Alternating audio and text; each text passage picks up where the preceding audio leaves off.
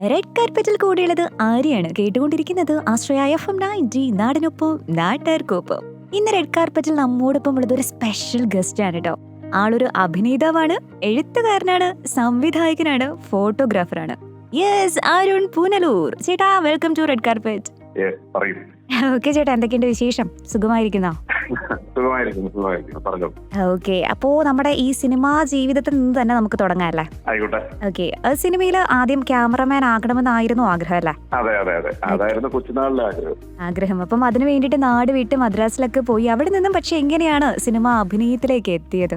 അത് അതിനകത്തൊരു ഒരു ലോങ് സ്റ്റോറി ഉണ്ട്, ഞാൻ വളരെ ചുരുക്കി പറയാം. ഈ സിനിമയിൽ അഭിനയിക്കുക എന്ന് പറയുന്നത്, സിനിമയിൽ നമ്മുടെ മുഖം കാണുക എന്ന് പറയുന്നത്, നമ്മൾ അഭിനയിക്കുക എന്നൊക്കെ പറയുന്നത് കൊച്ചുനാൾ മുതലേ ഉണ്ടായിരുന്ന ഒരു ആഗ്രഹമാണ്. അതായത് സിനിമയിലേക്ക് നമ്മളൊരു ക്യാമറമാന്റെയോ അല്ലെങ്കിൽ ഫോട്ടോഗ്രാഫറുടെയൊക്കെ റോളിൽ എത്തുന്നതിന് മുമ്പ് നമ്മുടെ മനസ്സിന്റെ സിനിമ എന്ന് പറയുന്നത് ആദ്യം കണ്ടു തുടങ്ങിയ കാലത്ത് കയറിയ ഒരു ആഗ്രഹമായിരുന്നു ആ തിരശ്ശീലയിൽ നമ്മളെ കാണുക എന്നുള്ളത്. പക്ഷെ നമുക്ക് അന്നത്തെ കാലത്ത് സിനിമയിൽ അഭിനയിക്കാൻ ഒരു ചാൻസ് ചോദിക്കാനോ ആരെങ്കിലും പോയി കാണാനോ ഒന്നും നമുക്കൊരു ഓപ്ഷൻ ഇല്ല. അങ്ങനെയാണ് പതുക്കെ നമ്മൾ ടെക്നിക്കൽ സൈഡ് ചിന്തിച്ച് പതുക്കെ ആ വഴിക്ക് പോയത്. അങ്ങനെ കറങ്ങി തിരിഞ്ഞ് മദ്രാസിലൊക്കെ പോയി കുറെ കിടന്ന് കഷ്ടപ്പെട്ടു.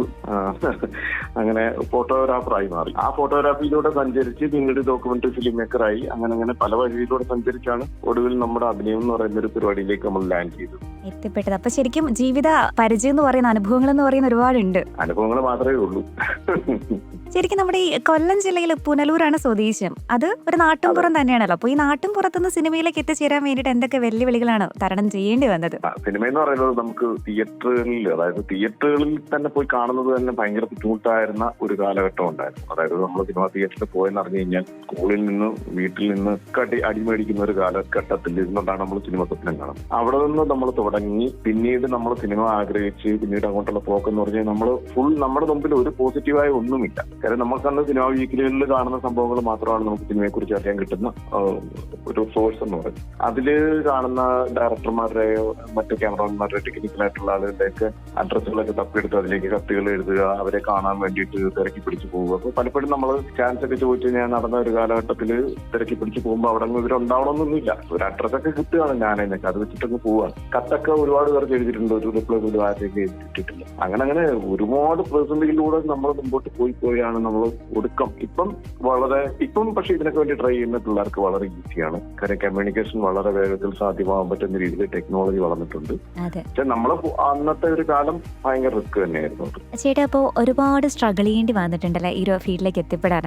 അതെ അതെ, ഒരുപാട് കാലം നമ്മുടെ മനസ്സിലുണ്ടായിരുന്ന ഒരു മോഹം നമുക്ക് പുറത്തു പറയാൻ പറ്റാതെ ഒതുക്കിക്കൊണ്ട് നടന്നിട്ടുണ്ട്. കാര്യം അന്നത്തെ കാലത്ത് അഭിനയിക്കാനായിട്ട് ആളുകൾ വരുന്ന ചാൻസ് വെച്ച് വരുന്നവരും ഈ അല്ലാതെ വരുന്ന എല്ലാവരും ഭയങ്കര സുന്ദരന്മാരും പരിപാടിയൊക്കെ. ആ കാലഘട്ടത്തിൽ നമ്മുടെ ഈ കുറിയ ശരീരവും ഈ വലിയ നമ്മളെ കൊണ്ട് കാണാൻ അത്ര വലിയ മെനയൊന്നും ഇല്ലാത്ത മുഖമൊക്കെ ആയിട്ട് നമ്മൾ പോയിട്ടൊരു സിനിമയിൽ അഭിനയിക്കാൻ ചാൻസ് ചോദിക്കാന്ന് പറയുന്നത് അന്നത്തെ കാലത്ത് വലിയ അപരാധമായിട്ട് വേണമെങ്കിൽ കണക്കാക്കപ്പെടാം. സൗന്ദര്യ സങ്കല്പം തന്നെ ഡിഫറെന്റ് ആയിരുന്നു. അതെ അതെ, അന്നത്തെ കാലത്ത് എല്ലാം സുന്ദരന്മാർക്കും സുന്ദരിമാർക്കും വരാനുള്ള ഒരു സ്ഥലമാണ് സിനിമ എന്ന് പറയുന്നത്. പിൽക്കാലത്ത് ഇപ്പൊ എന്ന് പറഞ്ഞാൽ അതെല്ലാം മാറിയിട്ടുണ്ട്. ഇപ്പൊ നമുക്ക് ക്യാരക്ടർ വേഷങ്ങൾ ചെയ്യാൻ വേണ്ടിയിട്ട് ആർക്കും അങ്ങനെ സൗന്ദര്യം എന്ന് പറയുന്ന ഒരു സാധനം ഒന്നും ഒരു പ്രശ്നമല്ല. കഴിവാണ് അതിനകത്തൊരു കഴിവ്, പരിശ്രമം, ഭാഗ്യം. ഇത് മൂന്നുമാണ് ഇപ്പോഴത്തെ ഒരു സംഭവം. ഓക്കെ, അപ്പം ഒരുപാട് സ്ട്രഗിൾ ചെയ്തു ആദ്യത്തെ മൂവിയിലേക്ക് എത്തി. ഫസ്റ്റ് മൂവി കാട് പൂക്കുന്ന നേരം അല്ലേ? അതെ അതെ അതെ. അപ്പൊ ചേട്ടാ, ആദ്യത്തെ സിനിമ എന്ന് പറയുന്നത് 2016 പുറത്തിറങ്ങിയ കാട് പൂക്കുന്ന നേരമായിരുന്നു അല്ലേ? പക്ഷെ അതിനു മുമ്പ് ഞാൻ ക്യാമറയ്ക്ക് മുമ്പിൽ നിന്നിട്ടുണ്ട് കേട്ടോ. സിനിമ ക്യാമറയ്ക്ക് മുമ്പിൽ തന്നെ ഞാൻ നിന്നിട്ടുണ്ട്. പക്ഷെ അതൊന്നും നമ്മളെ തന്നെ പോലും ആ സിനിമ വന്നപ്പോൾ തിരിച്ചറിയാൻ പറ്റില്ല. കാര്യം ഞാൻ പ്രൊഡക്ഷൻ മാനേജറായിട്ട് വർക്ക് ചെയ്ത ഇലവങ്കോട് ദേശം എന്ന് പറഞ്ഞൊരു സിനിമയുണ്ട്, KG സാറിന്റെ അവസാനത്തെ സിനിമ. അതിന്റെ തെമ്മല ഷെഡ്യൂളിൽ ഞാൻ ലൊക്കേഷൻ മാനേജറായിരുന്നു. അന്ന് അഭിനയിക്കാൻ മോഹം ഉള്ളത് കൊണ്ട് അന്നൊരു പാട്ട് സീനിൽ ഇങ്ങനെ കാട്ടിലെ ആളുകളുടെ കൂട്ട് അദ്ദേഹത്ത് ഭയങ്കരമായിട്ട് കരിയൊക്കെ വരുത്തേച്ച് മറ്റേ തോലൊക്കെ കൊടുത്തിട്ടൊക്കെയുള്ള വ്യത്യസ്തമായിട്ടുള്ള ഒരു കഥാപാത്രം. അതെ, ഒരു കഥാപാത്രം എന്നുള്ള നിലയിൽ ഐഡന്റിഫൈ ചെയ്യുന്നത് ഡോക്ടർ വിജുവിന്റെ കാട് പൂക്കുന്ന 2016 അതിന്റെ സ്റ്റിൽ ഫോട്ടോഗ്രാഫർ ആയിരുന്നു ഞാൻ. അങ്ങനെ അതിനകത്ത് സ്റ്റിൽ ഫോട്ടോഗ്രാഫറൊക്കെ വർക്ക് ചെയ്യുമ്പോഴും ഞാനിങ്ങനെ തിരക്കുന്നുണ്ടായിരുന്നു ഇതിനകത്ത് എന്തെങ്കിലും ഒരു ചെറിയ വേഷം ചെയ്യാൻ കിട്ടുമോ. അങ്ങനെ കിട്ടിയതാണ് ആ ഒരു വേഷം. അതിൽ നിന്നാണ് ഒരു കഥാപാത്രം, ഡയലോഗ്, കുറച്ച് ആക്ഷൻ, അങ്ങനെ ഇങ്ങനെയൊക്കെയുള്ള പരിപാടിയിലേക്ക് വരുന്നത്. അപ്പം ആ ഒരു സിനിമയിലേക്ക് എത്തിയ ഒരു സാഹചര്യം എന്തായിരുന്നു? ഫസ്റ്റ് മൂവിയിലേക്ക് കാട് പൂക്കുന്നേരം എന്ന് പറയുന്ന സിനിമയുടെ സ്റ്റിൽ ഫോട്ടോഗ്രാഫർ ആയിരുന്നു ഞാൻ. അങ്ങനെയാണ്? അതെ, അങ്ങനെയാണ് വന്നത്. അപ്പൊ ചേട്ടാ, ഇതുവരെ എത്ര സിനിമകൾ അഭിനയിച്ചിട്ടുണ്ട്? ഇതുവരെ 30 മേൽ അഭിനയിച്ചിട്ടുണ്ട്. അതില് 2 സിനിമ നമുക്ക് അഭിനയിച്ചിട്ട് സീൻ കട്ടായി പോയിട്ടുണ്ട്. പിന്നെ മൊത്തത്തില് ടോട്ടൽ അഭിനയിച്ച പടങ്ങൾ വരുവാന്നുണ്ട് 33 പടം വരും. അതില് ചിലപ്പം പൂർത്തിയാവാതെ പോയ ചില പടങ്ങളൊക്കെ ഉണ്ട്, അത് നമുക്ക് പറയാനും പറ്റും. അല്ലാതെ വരുവാണെന്നുണ്ടെങ്കിൽ ഒരു ടോട്ടൽ 33 പടം പറയാം. ഇനി അതില് റിലീസ് ആവാനുള്ളത് 5 പടം മൊത്തത്തിൽ റിലീസ് ആവാൻ ഇരിപ്പുണ്ട്. അതില് ഒരു പടം ഇപ്പൊ റിലീസ് ആവുന്നുണ്ട്, GT നുണക്കുഴി എന്ന് പറയുന്നത്. അതിൽ ചെറിയൊരു വേഷം ചെയ്തിട്ടുണ്ട്. അപ്പം ലേറ്റസ്റ്റ് ആയിട്ട് റിലീസ് ആയിട്ടുണ്ടായിരുന്നത് നമ്മുടെ പഞ്ചായത്ത് ജെട്ടി അല്ലേ? അതെ, മറിമാൻ ടീമിന്റെ പഞ്ചായത്ത് ജെട്ടി. അതിലാണ് എനിക്കൊരു ത്രൂ ഔട്ട് ഒരു കഥാപാത്രം വന്നത്. കാര്യം കൂടുതൽ സീനുകൾ ഇതുവരെ നമുക്ക് ഉണ്ടായിരുന്ന എല്ലാം 1 സീൻ 2 സീൻ 3 സീൻ 4 സീൻ അങ്ങനെ പൊയ്ക്കൊണ്ടിരുന്ന ഒരു പരിപാടിയായിരുന്നു. അപ്പൊ അതിൽ നിന്ന് മാറിയിട്ട് കുറച്ച് കൂടുതൽ ഫുൾ ലെങ്തിൽ ഒരു കഥാപാത്രവും ഡയലോഗും പരിപാടികളൊക്കെ കിട്ടിയത് ഈ മറിമാൻ ടീമിന്റെ പഞ്ചായത്ത് ജെട്ടി എന്ന് പറയുന്ന സിനിമയിലാണ്. അപ്പൊ ചേട്ടാ ഇതിനകം തന്നെ നിരവധി പുരസ്കാരങ്ങൾ ചെയ്യുന്ന തേടി എത്തിയിട്ടുണ്ട് അല്ലെ?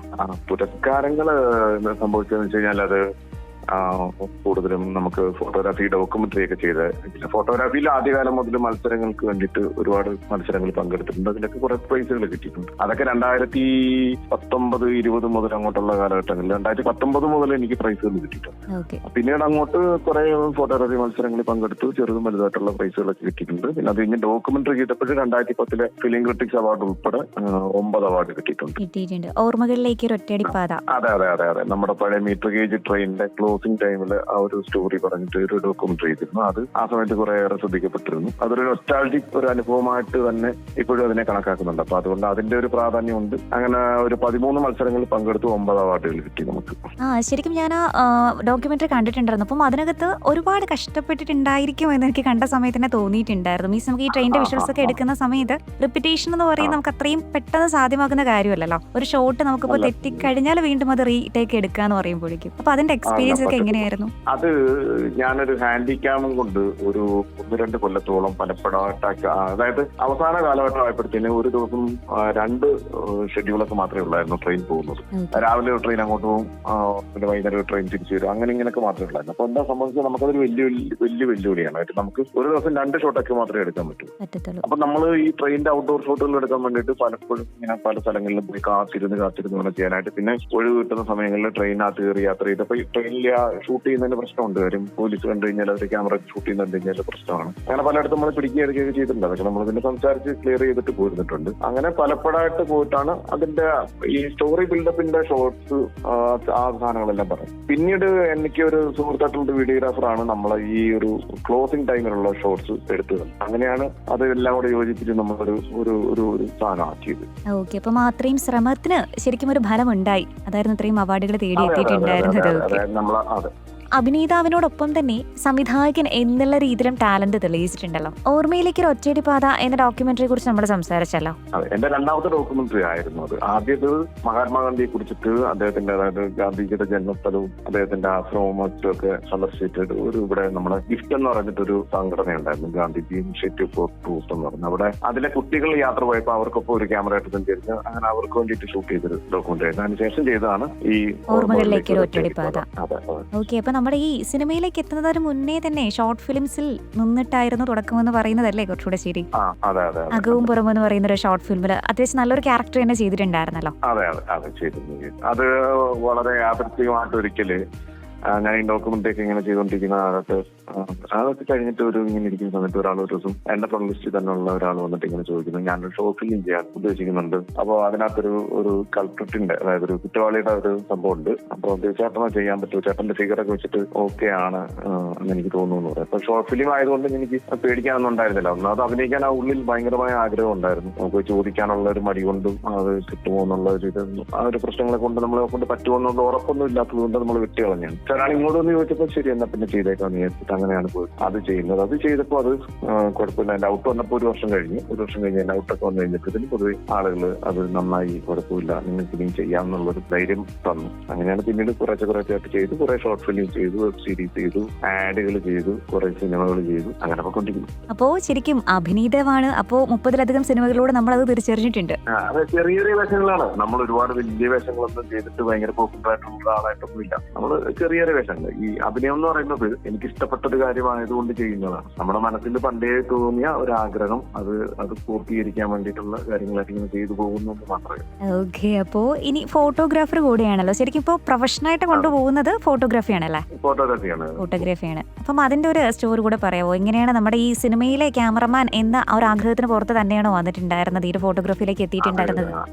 സിനിമയിൽ ക്യാമറമാൻ ആകുക എന്ന് പറയുന്ന ഒരു കാര്യം ചെറുപ്പകാലത്ത് നമുക്ക് അങ്ങനെ ഉണ്ടായിരുന്ന ഒരു ആഗ്രഹം. അതിന്റെ പുറത്താണ് ഞാൻ കുറേ സിനിമയ്ക്ക് കുറെ നടന്നതും മദ്രാസിൽ പോയതൊക്കെ. പക്ഷെ സിനിമയിലേക്ക് എത്തിപ്പെട്ട് നമ്മൾ അതിലേക്ക് ട്രൈ ചെയ്ത് കുറെ ശ്രമിച്ചപ്പോൾ നമുക്ക് മനസ്സിലായി അത് ഒട്ടും ഈസി ആയിട്ടുള്ള കാര്യമല്ല. കാര്യം രൂപപ്പെട്ട എല്ലാവരുടെയും കൂടെ അസിസ്റ്റൻസ് ഉണ്ട്, അവര് ഒരുപാട് പേരുടെയൊക്കെ ചാൻസ് ചെയ്തിട്ടുണ്ട്. പക്ഷെ അവരൊക്കെ കൂട്ടാനുണ്ട്. അപ്പൊ അങ്ങനെ യാദൃച്ഛികമായിട്ട് ആണ് ഞാനത് ഒരു ഫോട്ടോഗ്രാഫറെ അവിടെ വെച്ച് പരിചയപ്പെട്ടു. മദ്രാസിൽ വെച്ചിട്ട് പുള്ളിയുടെ നിർദ്ദേശപ്രകാരം അങ്ങനെ ഫോട്ടോഗ്രാഫി പഠിക്കാൻ പോയി. അങ്ങനെ പിന്നെ ഞാൻ അങ്ങനെ ഫ്രീലാൻസ് ഫോട്ടോഗ്രാഫറായി പത്രങ്ങൾക്ക് വേണ്ടി പടമെടുത്തു, സിനിമാ മാഗസിൻസിന് വേണ്ടി പടമെടുത്തു, വുമൻസ് മാഗസിൻ, അങ്ങനെ പബ്ലിഷിംഗ് സംഭവങ്ങൾക്ക് വേണ്ടിയിട്ടായിരുന്നു ആദ്യകാലത്ത് പടമെടുത്തിരുന്നത്. പിന്നീട് അത് നാട്ടിലെ കല്യാണങ്ങളും മറ്റു ഫംഗ്ഷനുകൾക്കെല്ലാം പടമെടുത്തു തുടങ്ങി. പിന്നെ അതൊരു ഉപജീവന മാർഗമായിട്ട് തന്നെ നമ്മൾ ചെയ്യും. അപ്പൊ ചേട്ടാ, ഫോട്ടോഗ്രാഫിയിലെ വ്യത്യസ്തതകളൊക്കെ ഇങ്ങനെ പരീക്ഷിക്കുന്നുണ്ടോ? അല്ല, അത് ഞാൻ 1996 അവസാനം ഫോട്ടോഗ്രാഫിയിലേക്ക് വന്ന ഒരാളാണ്. അപ്പൊ ഞാനിപ്പോ 26 വർഷം കഴിഞ്ഞിട്ടുണ്ട്. അപ്പൊ ഞാൻ ഒരു സമയത്ത് ചെയ്യാൻ പറ്റുന്നതായിട്ടുള്ള അന്നത്തെ കാലത്ത് കൃത്യമായും ഫിലിമിലാണ് പടം എടുക്കുന്നത്. കൃത്യമായും പണി പഠിച്ച് നമ്മൾ അതിനകത്ത് നല്ല എക്സ്പീരിയൻസ്ഡ് ആയാൽ മാത്രമേ നമുക്ക് ആ ജോലി കൃത്യമായിട്ട് ചെയ്യാൻ പറ്റുള്ളൂ. ഇന്ന് പക്ഷെ അങ്ങനെയല്ല. ഇന്ന് ഫോട്ടോഗ്രാഫി ഡിജിറ്റലൈസ് ചെയ്തതിനു ശേഷം ഇന്നിപ്പോ ആർക്കും ചെയ്യാൻ പറ്റുന്ന ഒരു സ്ഥിതിയുണ്ട്. ആർക്കും സ്കില്ലുള്ള ആർക്കും ചെയ്യാം. അത് മാത്രമല്ല, ഒരുപാട് പേര് ഫോട്ടോഗ്രാഫിയിലേക്ക് വന്നിട്ടുണ്ട്. പണ്ട് ബുദ്ധിമുട്ടായിരുന്നെങ്കിൽ ഇന്ന് വളരെ ഈസി ആയതുകൊണ്ട് വളരെ ഒരുപാട് പേര് വരുന്നുണ്ട്. പിന്നെ മൊബൈലിൽ ഫോട്ടോഗ്രാഫി ക്യാമറ എന്ന് പറയുന്നൊരു സാധനം വന്നതോടുകൂടി ഇപ്പൊ നമുക്ക് എല്ലാവർക്കും ഫോട്ടോഗ്രാഫി എന്ന് പറയുന്നത് എല്ലാവരുടെയും ഒരു കൊച്ചിന്റെ കയ്യിൽ പോലും ഒരു ക്യാമറ കിട്ടിയാൽ അതിന് ഫോട്ടോ എടുക്കാൻ പറ്റുന്ന രീതിയിലേക്ക് ഫുള്ളായിട്ട് ടെക്നോളജി മാറിയിട്ടുണ്ട്. ഇപ്പൊ ഇന്ന് വളരെ ഈസിയാണ് എല്ലാ കാര്യങ്ങളും. ആക്സസ് ആയിട്ട് നമുക്ക് ചെയ്യാൻ പറ്റുന്ന ഒരുപാട് കാര്യങ്ങളുണ്ട്. അതുകൊണ്ട് തന്നെ പലരും പരീക്ഷിക്കുന്നുണ്ട് പല രീതിയിലല്ലേ. പരീക്ഷണങ്ങളൊക്കെ ആ ഒരു കാലത്തായിരുന്നു. ഇപ്പം നമുക്ക് അങ്ങനെ ഒരു പരീക്ഷണത്തിനുണ്ട്. കാരണം എന്താ, ഇപ്പം ഈ ടെക്നോളജിയിലുള്ള കളികളാണ്. അന്ന് നമ്മുടെ മൈൻഡ് സ്കില്ല് നമ്മൾ വായിച്ചെടുക്കുന്ന അറിവുകളൊക്കെ പരീക്ഷിക്കാൻ വേണ്ടിയിട്ടുള്ള ഒരു ത്വരയായിരുന്നു ഉണ്ടായിരുന്നു. ഇപ്പൊ എന്ന് പറഞ്ഞു കഴിഞ്ഞാൽ ഫോട്ടോ എടുക്കുന്ന രീതി ഒക്കെ മാറിയിട്ടുണ്ട്. പിന്നെ കമ്പ്യൂട്ടറിലാണ്, അതായത് ടെക്നോളജി സോഫ്റ്റ്വെയറുകളിലൂടെയാണ് ഇതിന്റെ പരീക്ഷണങ്ങളെല്ലാം നടത്തുന്നത്. അപ്പൊ അങ്ങനെ ടെക്നോളജി സ്കിൽസ് മാത്രമാണ് ഇപ്പം ഇതിനകത്ത് ഉള്ള പരിപാടി. എക്സ്പീരിയൻസിനൊന്നും ഇപ്പം വലിയ ഡിമാൻഡ് ഇല്ല. അപ്പൊ ഈ ചെയ്യുന്ന ഇങ്ങനെ ഈ പാഷനും പ്രൊഫഷനും എങ്ങനെയാണ് ഇങ്ങനെ മാനേജ് ചെയ്ത് കൊണ്ടുപോകുന്നത്? സിനിമാ ഫീൽഡും അതുപോലെ തന്നെ ഒരു ഫോട്ടോഗ്രാഫിയും ഒക്കെ തന്നെയും എല്ലാം ഇതൊരു ഞാനെന്ന കളി പരിപാടിയാണ് ഇപ്പം പറഞ്ഞാൽ ചെയ്തത്. ഈ അപ്പുറം കെട്ടിയിട്ടേക്കുന്ന 2 കയറിൽ നമ്മളിങ്ങനെ തൂക്കിറക്കാൻ പറയുന്നത് റിസ്ക് ഉണ്ടല്ലോ. ഒരു കയറിലാണെങ്കിൽ നമുക്ക് കുറച്ച് നന്നായിട്ട് ബാലൻസ് ചെയ്യും. പക്ഷെ ഇപ്പൊ ശരിക്കും പറഞ്ഞു കഴിഞ്ഞാൽ ഒരു വലിയ റിസ്ക് പരിപാടിയിലൂടെയാണ് പോയിക്കൊണ്ടിരിക്കുന്നത്. ഫോട്ടോഗ്രാഫി എന്ന് പറയുന്നത് നമ്മുടെ വരുമാന മാർഗമാണ്. സിനിമ എന്ന് പറഞ്ഞു കഴിഞ്ഞാൽ നമ്മുടെ ഇഷ്ടമാണ്, പാഷനാണ്. അതിൽ നിന്ന് ചിലപ്പോൾ വരുമാനം കിട്ടിയെന്നിരിക്കാം, ചിലപ്പോൾ ഒന്നും കിട്ടിയെന്ന് വരത്തില്ല. ചിലപ്പോൾ എന്തെങ്കിലുമൊക്കെ കിട്ടും, ചിലപ്പോൾ ഒട്ടും കിട്ടത്തില്ല, ചിലപ്പോൾ വണ്ടിക്കൂലി പോലും കിട്ടുന്ന വരത്തില്ല. അതൊക്കെ ഇതിനകത്തുള്ളതാണ്. കാരണം ഈ ഒരു യാത്ര, അതായത് നമ്മൾ ഫോട്ടോഗ്രാഫി എന്ന് പറയുന്ന ഒരു കാര്യത്തിലേക്ക് നമ്മൾ ഇറങ്ങി തിരിച്ച കാലത്ത് നമ്മൾ അനുഭവിച്ച ഒരുപാട് സ്ട്രഗിൾസ് ഉണ്ട്. കാര്യം അന്നത്തെ കാലത്ത് വർക്കുകൾ കിട്ടുക എന്ന് പറയുന്നത് ഭയങ്കര ബുദ്ധിമുട്ടുള്ള ഒരു കാര്യമാണ്. അപ്പം അങ്ങനെ ആ ഒരു കാലത്ത് ഇറങ്ങി തിരിച്ച പോലെ തന്നെ ഇപ്പൊ സിനിമയുടെ കുറെ ഇറങ്ങി തിരിക്കുമ്പോഴും നമ്മൾ കുറെ ഏറെ കഷ്ടപ്പെടുന്നുണ്ട്. കാര്യം അന്നത്തെ കാലത്തെ കൂട്ടല്ല. ഇന്ന് ഓരോ ദിവസവും ലക്ഷക്കണക്കിന് ആളുകളാണ് സിനിമ എന്ന് പറയുന്ന ഒരു മീഡിയത്തിലേക്ക് ഏതെങ്കിലും വഴിയിലൂടെ എത്തിപ്പെടാൻ വേണ്ടി ശ്രമിച്ചുകൊണ്ടിരിക്കുന്നത്. അപ്പൊ അതൊരു വലിയ മത്സരമുള്ളൊരു ഇടമാണ്. അപ്പൊ അവിടേക്ക് നമുക്ക് എത്തിപ്പെടാൻ കഴിയുകയെന്ന് പറഞ്ഞു കഴിഞ്ഞാൽ നമ്മുടെ പരിമിതമായ സാഹചര്യങ്ങൾക്ക് നമ്മളിവിടെ ഒന്നാമത് പുല്ലൂർ എന്ന് പറയുന്നൊരു നാട്ടിലാണെങ്കിൽ നമ്മൾ കൊച്ചിയിൽ പോയിട്ടൊരു സ്ഥലത്തൊന്നുമല്ല. അപ്പൊ നമ്മുടെ പരിചയങ്ങളിൽ നിന്ന് ആരെങ്കിലൊക്കെ സിനിമ ചെയ്യുമ്പോൾ അവരോട് ചോദിച്ച് അവരുടെ സിനിമയിൽ നമുക്ക് കിട്ടാൻ ഒരു കഥാപാത്രം ഉണ്ടാവണം. അത് തരാൻ അവർക്ക് തോന്നണം. അതിനുള്ള സാഹചര്യങ്ങൾ ഓക്കെ ആവണം. നമ്മൾ ആ സമയത്ത് നമുക്കത് ചെയ്യാൻ പറ്റണം. അങ്ങനെ 100 കൂട്ടം കാര്യങ്ങൾ ഒരു വേഷം കിട്ടുന്നതിന്റെ പിന്നിലുണ്ട്. ഒരുപാട് കാലത്തെ കാത്തിരിപ്പുകൾ ഉണ്ടാവും. ചിലപ്പോൾ നമ്മളെ പരിചയമുള്ള ഒരു ഡയറക്ടർ ചിലപ്പോൾ ഒരു പടം ചെയ്യാൻ വേണ്ടിയിട്ട് ചിലപ്പോൾ 1-2 വർഷം 3 വർഷമൊക്കെ എടുത്തിരിക്കും. അപ്പൊ അത്രയും കാലം നമ്മൾ പുള്ളിയോടൊപ്പം സഞ്ചരിക്കുന്ന ആ ഒരു കാത്തിരിപ്പ്, ചിലപ്പോൾ ഒരു പടം ചെയ്യുമ്പോൾ തരാമെന്ന് പറയുന്ന ഒരു ഇതുണ്ട്. അപ്പൊ അതിന് വേണ്ടിയിട്ടുള്ള ഒരു കാത്തിരിപ്പ്. അപ്പൊ ചിലപ്പോൾ ഈ കാത്തിരിപ്പുകൾക്കെല്ലാം അവസാനം ചിലപ്പോൾ നിരാശ ഉണ്ടായേക്കാം. ഇതൊരു വലിയ ഒരു സ്ട്രഗിൾ പിടിച്ചൊരു പരിപാടിയാണ്, റിസ്കി പരിപാടി തന്നെയാണ്. നമ്മൾ ഈ റിസ്ക് ഏറ്റെടുക്കാൻ നമ്മൾ മാനസികമായിട്ട് തയ്യാറെടുക്കുക, എടുത്തത് ചാടുക എന്നുള്ളതല്ലാതെ നമുക്ക് വേറെ ഓപ്ഷൻ ഒന്നുമില്ല. അതെ, ശരിക്കും നമുക്കൊരു വിൽ പവർ ഉണ്ടെങ്കിൽ മാത്രമേ നമ്മുടെ ലക്ഷ്യത്തിലേക്ക് നമുക്ക് എത്താൻ പറ്റത്തുള്ളൂ. അത്യധികം പരിശ്രമം. ഈ ഒരു ഫീൽഡ് ഇപ്പൊ അത്രയും കൂടുതൽ കോമ്പറ്റീഷൻസ് ഇങ്ങനെ കൂടിക്കൊണ്ടിരിക്കുകയാണ്. പിന്നെ ഭയങ്കര ഭയങ്കര കോമ്പറ്റീഷൻ അല്ലേ. ഒന്ന് ആലോചിച്ച് നോക്കിയാൽ ദിവസേന ലക്ഷക്കണക്കിന് ആളുകൾ നമ്മൾ ഇതിലേക്ക് കടന്നു വരാൻ വേണ്ടി ഓരോ വഴിയിലൂടെ പല വഴികളിലൂടെ ശ്രമിച്ചുകൊണ്ടിരിക്കുകയാണ്. അപ്പൊ ഇതിനകത്ത് എല്ലാം നമുക്കൊരു ഏതെങ്കിലും ഒരു പടത്തിന്റെ ഒരു ചെറിയ വേഷം നമുക്ക് കിട്ടണമെന്നുണ്ടെങ്കിൽ അതിന് വലിയ രീതിയിൽ പഠിക്കണമെന്ന് വേണം, കഠിനാധ്വാനം വേണം, ഈ ഭാഗ്യം നമ്മുടെ കൂടെ നിൽക്കണം, എല്ലാം വേണം. എല്ലാം ഒത്തിണങ്ങി വരുന്ന സമയത്ത് മാത്രമേ എല്ലാം ഓക്കെ ആവത്തുള്ളൂ. തലവരയുടെ ഒരു കളിയാണിത്. അപ്പോൾ അരുൺ പുനലൂർ എന്ന അഭിനേതാവിനെ നമ്മൾ പരിചയപ്പെട്ടു, സംവിധായകനെ പരിചയപ്പെട്ടു, അതോടൊപ്പം തന്നെ ഒരു എഴുത്തുകാരൻ കൂടിയുണ്ട് കേട്ടോ. ഒരു പുസ്തകം എഴുതിയിട്ടുണ്ടായിരുന്നു. ഓക്കെ, ചിലയിടങ്ങളിൽ ചില മനിതർകൾ. അപ്പം അതെങ്ങനെയായിരുന്നു? സ്വന്തം എക്സ്പീരിയൻസ് ഒക്കെ കംപ്ലീറ്റ് ആയിട്ട് കൂട്ടിക്കലർത്തിക്കൊണ്ട്.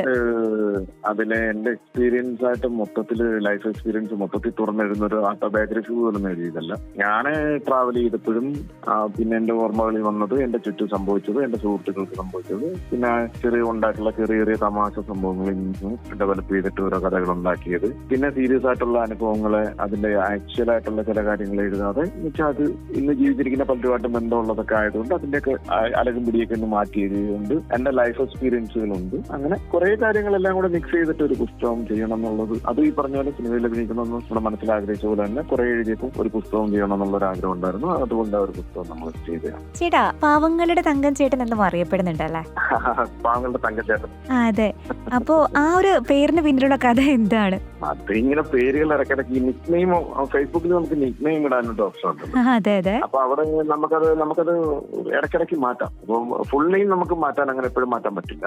വെരിഫൈ ചെയ്ത് കഴിഞ്ഞാൽ പിന്നെ അത് മാറ്റാനേ പറ്റില്ല. അപ്പൊ പിന്നെന്ന് വെച്ച് കഴിഞ്ഞാൽ നമുക്ക് ചെയ്യാൻ പറ്റുന്നത് നിക് നെയിം നമുക്ക് ചേഞ്ച് ചെയ്യാം. അപ്പൊ അതിനകത്ത് ഞാനിങ്ങനെ പല പേരുകൾ ഇട്ടിട്ടുണ്ടായിരുന്നു. അപ്പൊ നേരത്തെ ഇട്ടിരുന്നതെന്ന് വെച്ച് കഴിഞ്ഞാല് പാവങ്ങളുടെ മക്കൾ സെൽവൻ എന്നായിരുന്നു. അപ്പൊ ഇതിപ്പോ പിന്നെ പാവങ്ങളെ ഈ ചുരുളി കണ്ടു കഴിഞ്ഞപ്പോ തങ്കൻ ചേട്ടൻ എന്ന് പറയുന്ന ക്യാരക്ടർ പുള്ളി കുറെ ഔട്ട് സ്പോക്കൺ ആണ്, വളരെ നല്ല രീതിയിൽ വാതുറന്ന തെറി പറയുകയും ആ രീതിയിലുള്ള നമ്മുടെ ക്യാരക്ടറൊക്കെ ആയിട്ട് നമുക്കത് കുറച്ച് റിലേറ്റ് ചെയ്യാൻ പറ്റുന്നത് കൊണ്ട് നമ്മൾ അങ്ങനെ ഒരു മാന്യന്റെ മുഖാവരണവും ആ ഒരു ഇമേജ് ഒന്നും താല്പര്യപ്പെടാത്ത ഒരാളായതുകൊണ്ട് അങ്ങനെ പാവങ്ങളുടെ തങ്കൻ ചേട്ടൻ നിൽക്കുകയാണ്. ഇനിയിപ്പോ കുറച്ച് കഴിയുമ്പോൾ ചിലപ്പോൾ അത് മാറ്റിയിരിക്കാം, വേറെ എന്തെങ്കിലും പേരുകൾ മാറും. അപ്പൊ പുതിയ പേരുകൾ നമുക്ക് എങ്ങനെ എക്സ്പെക്ട് ചെയ്തിരിക്കല്ലേ, സിറ്റുവേഷൻ അനുസരിച്ച് ഇൻട്രസ്റ്റിംഗ് ആയിട്ടുള്ള എന്തെങ്കിലും ഒരു പേര് വന്നാൽ മാറ്റും.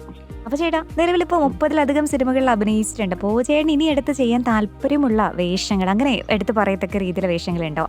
എന്നെ കൊണ്ട് ചെയ്യാനായിട്ട് പറ്റുമെന്നും ബോധ്യമുള്ള സാധനങ്ങൾ കുറച്ച് റഫ് ടൈപ്പ് ആയിട്ടുള്ളത്, അല്ലെങ്കിൽ നാട്ടുപുറത്ത് സംഭവങ്ങൾ കുറച്ച് റഫ് ടൈപ്പ് ആയിട്ടുള്ളത്, കുറച്ച് സൈക്കോ മോഡിലുള്ളത്, അങ്ങനെയൊക്കെയുള്ള സാധനങ്ങളൊക്കെ കുറച്ചുകൂടെ ചെയ്യാൻ പറ്റും. നമുക്ക് എല്ലാ റോളുകളും ഈസി ആയിട്ട് ചെയ്യാൻ പറ്റുന്ന ഫ്ലെക്സിബിലിറ്റിയോ അല്ലെങ്കിൽ അതിനുള്ള കഴിവോ ഒന്നും നമുക്കില്ല. അപ്പൊ നമ്മുടെ രൂപത്തിനും നമ്മുടെ ഒരു ആക്ടിങ് സ്കില്ലിനും നമുക്കുള്ള എക്സ്പീരിയൻസും ഒക്കെ വെച്ചിട്ട് നമുക്ക് ചെയ്യാൻ പറ്റുന്നത് അങ്ങനെയുള്ള എന്തെങ്കിലും ഒരു സാധനങ്ങളായിരിക്കും കുറച്ചുകൂടെ. അതായിരിക്കും ചെയ്യാൻ പറ്റുമെന്ന് എനിക്ക് തോന്നുന്നത്. ഇതൊക്കെ ചെയ്ത് നോക്കിയാൽ മാത്രമേ പറ്റത്തില്ലെന്നൊക്കെ അറിയാൻ പറ്റൂ. ആരെങ്കിലും നമുക്ക് അവസരങ്ങൾ തന്നാലല്ല ചെയ്തു നോക്കാൻ പറ്റും. തീർച്ചയായിട്ടും അവസരങ്ങൾ കിട്ടട്ടെ. അപ്പൊ ചേട്ടാ, പഞ്ചായത്ത് ജെട്ടി എന്ന മറുവായം ടീമിന്റെ മൂവി ഇപ്പോ കുടുംബ പ്രേക്ഷകരൊക്കെ തന്നെ ഏറ്റെടുത്തുകൊണ്ട് ഇങ്ങനെ അടിപൊളിയായിട്ട് മുന്നോട്ട് പോയിക്കൊണ്ടിരിക്കുകയാണ്. അപ്പോ ഇനിയും ഒരുപാട് സിനിമകൾ പുറത്തിറങ്ങാനും ഉണ്ട്. അപ്പം അതൊക്കെ വേണ്ടിട്ട് നമുക്ക് ഇങ്ങനെ കാത്തിരിക്കാം അല്ലേ? ഇനിയൊരു 3-4 സിനിമയും കൂടെ വരാനുണ്ട്. അതില് ഇപ്പം 15-ാം തീയതി ഈ ഓഗസ്റ്റ് 15-ാം തീയതി റിലീസ് ആവുന്നത് ജിതി ജോസഫ് സാറിന്റെ നുണക്കുടി എന്ന് പറയുന്ന സിനിമയാണ്. അപ്പൊ ജിതി ജോസഫ് സാറിന്റെ 2ാമത്തെ സിനിമയിലാണ് ഞാൻ വിളിക്കുന്നത്. കൂമലിൽ മേറ്റ് ഇതിലും അതുപോലെ തന്നെ ഒരു 2 സീനിലേ ഉള്ളൂ. ചെറിയൊരു ക്യാരക്ടറാണ്. അപ്പൊ അത് ചെയ്യുന്നുണ്ട്. അത് കഴിഞ്ഞിട്ട് പിന്നെ ഓഫ് റോഡ് എന്ന് പറഞ്ഞിട്ട് സിനിമ വരാനുണ്ട്. അത് ഷൂട്ട് ചെയ്തെല്ലാം റെഡി ആയിരിക്കാണ്. അതിന്റെ ഡിസ്ട്രിബ്യൂഷന്റെ ചർച്ചകളും കാര്യങ്ങളൊക്കെ നടന്നുകൊണ്ടിരിക്കുന്നത്. അതിൽ കുറച്ചുകൂടെ വലിയൊരു ക്യാരക്ടറാണ്. അത് ചെറിയ സിനിമയാണ്, പക്ഷെ നമ്മൾ കുറച്ച് പുതിയ ആളുകൾക്ക് എന്ന് വെച്ച് കഴിഞ്ഞാൽ ഒരുപാട് പ്രശസ്തരായിട്ടുള്ള അല്ലാത്ത ആളുകൾക്ക് കുറച്ച് ഇമ്പോർട്ടന്റ് ക്യാരക്ടറുകൾ കിട്ടിയിട്ടുള്ള സിനിമയാണ്. ഇപ്പൊ എനിക്കും അതിലൊരു കുഴപ്പമില്ലാത്തൊരു ക്യാരക്ടർ ഉണ്ട്. അതില് ഫൈറ്റ്, ഡാൻസ്, സോങ് പരിപാടികളൊക്കെ ഉണ്ട്. അപ്പൊ അത് ഇറങ്ങാൻ വേണ്ടിയിട്ട് ഇങ്ങനെ വെയിറ്റ് ചെയ്തിരിക്കുന്നു. പിന്നെ എന്ന് വെച്ച് കഴിഞ്ഞാല് പിന്നെ ധ്യാൻ ശ്രീനിവാസിന്റെ ഒരു പടം വരാനിരിക്കുന്നു. അതിൽ ഒരു ചെറിയ ക്യാരക്ടർ ഉണ്ട്. പിന്നെന്ന് വെച്ച് കഴിഞ്ഞാല് പിന്നെ വേറൊരു പടം വരാനുള്ളതെന്ന് വെച്ച് കഴിഞ്ഞാല് വൈകുന്നേരത്തെ കടൽ എന്ന് പറഞ്ഞാൽ അതൊരു ഓഫ് ബീറ്റ് പടമാണ്. അതിലൊരു ചെറിയ ക്യാരക്ടർ ഉണ്ട്. അങ്ങനെ ഒരു 3-4 പടം ഇനിയും വരാനുണ്ട്. അങ്ങനെ കാത്തിരിക്കുന്നു. അത് കഴിഞ്ഞിട്ട് ഏതെങ്കിലും പുതിയ സിനിമകളിലേക്ക് ആരെങ്കിലും വിളിക്കും എന്നുള്ള പ്രതീക്ഷ. ഇത് ഞാൻ നേരത്തെ പറഞ്ഞ പോലെ തലവരെ ഒക്കെ ആണെങ്കിൽ ചിലപ്പോൾ കിട്ടി. നമ്മൾ ഈ അത്യധികം ആഗ്രഹിക്കുന്നതൊക്കെ തന്നെയും ഒരു കാലത്ത് നമ്മുടെ അടുത്ത് എത്തിച്ചേരുന്നല്ലേ പറയാറ്. അപ്പൊ എത്തിച്ചേരട്ടെ. അത് സംസാരിച്ചോണ്ടിരുന്നപ്പോ തന്നെ എന്റെ ലൈബ്രറിയിൽ പൗലോ കോയിലോടെ ആൽക്കമിസ്റ്റ് എന്ന് പറഞ്ഞ പുസ്തകം അത് കോയിൻസിഡന്റ് ആയി. ഞാൻ സംസാരിച്ചിട്ട് അങ്ങോട്ട് നോക്കിയപ്പോൾ കാണുന്ന ആ പുസ്തകമാണ്. അപ്പോഴ് ഓരോ പേര് പറഞ്ഞ ഒരു പഴയ ഒരു പഴഞ്ചൊല്ലി പിടിച്ചിട്ടാണ് നമ്മളെല്ലാരും ഈ ഒരു സംഭവത്തിൽ പിടിച്ചു നിൽക്കുന്നത്. ലോകം മുഴുവൻ നമ്മൾ ആഗ്രഹിച്ചാൽ ഒരു സംഭവം ആഗ്രഹിച്ചാൽ കൂടെ നിൽക്കുന്ന പറയുന്ന സംഭവം അങ്ങനെ പുള്ളി പറഞ്ഞാണെന്നാണ് എനിക്ക് തോന്നുന്നത്. അപ്പം അതൊക്കെ നമ്മുടെ ഒരു ആശ്വാസം മാത്രമാണ്. ചിലപ്പം നടന്നിരിക്കും, ചിലപ്പോൾ നടന്നില്ലെന്നിരിക്കും. ഓക്കെ, എന്തായാലും നമുക്ക് നോക്കാം. ഇനിയും ഒരുപാട് നല്ല കഥാപാത്രങ്ങളോട് മികച്ചൊരു അഭിനേതാവായിട്ട് മുന്നേറാൻ സാധിക്കട്ടെ. അപ്പം എന്തായാലും എല്ലാവിധ ആശംസകളും നേരുകയാണ് കേട്ടോ. ഒരുപാട് സിനിമകളിലെ വ്യത്യസ്തങ്ങളായിട്ടുള്ള കഥാപാത്രങ്ങളിലൂടെ നമ്മുടെയൊക്കെ മനസ്സിലിടം പിടിച്ച അരുൺ ചേട്ടനായിരുന്നു, അരുൺ പുനലൂരായിരുന്നു ഇന്നത്തെ റെഡ് കാർപ്പറ്റിൽ നമ്മോടൊപ്പം ഇത്രയും സമയം വിശേഷങ്ങളൊക്കെ തന്നെയും പങ്കുവെച്ച് കൂടെ ഉണ്ടായിരുന്നത്. This is RJ Arya signing out from Red Carpet. Keep on listening to Astraya FM 90 നാടിനൊപ്പം നാട്ടുകാർക്ക്.